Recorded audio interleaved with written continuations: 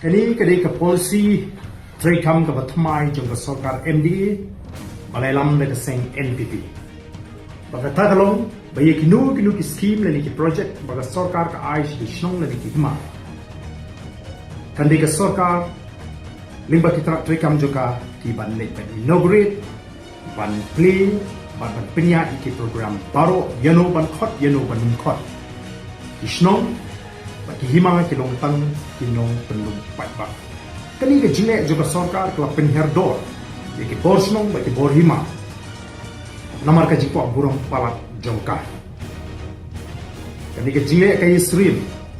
Kum ubriu beruspa ubali ban ISR haka longi ke beduk. Bat onda kila dep kila syek. Bat kila peni.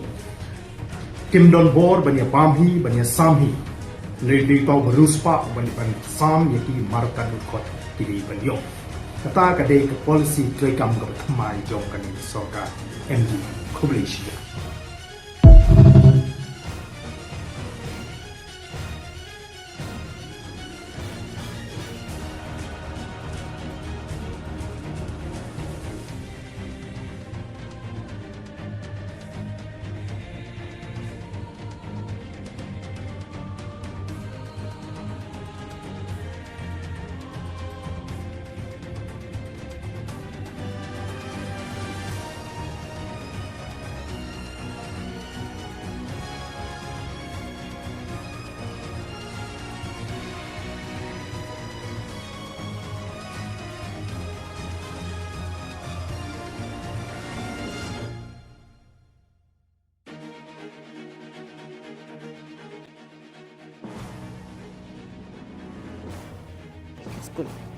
Mangit hambal majung itu school hati lagi nyob santri Islam kalau ay ia kejeng syakri kalau penhe insan igi babun ikon samla serang bakenthe napo kali school balas iton kibayang hati kijap kilojong don kibayo igi kam kijam don kibla kentil kibla pesah kibla pentap jadi mesan nama jong kali school ngakmi bananis khmat ngikmi nanti ba tentang jampat saya jom ke sispa bandap ke sispa kili Islam bangit sen bak syo bandap hagani galantia kijumi ngin persang banwana ban penpo penphe ya gani ke school bagatang kiyo syakmat namar ini ki het padet ide kilawi jong kalsyai kalasismi in front of the church elders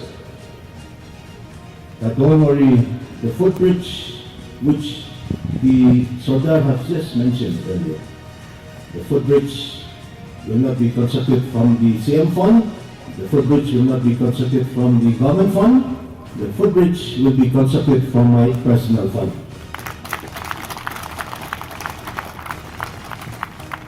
And we will start this, give me some time, by January New Year. It will be a New Year gift for the school.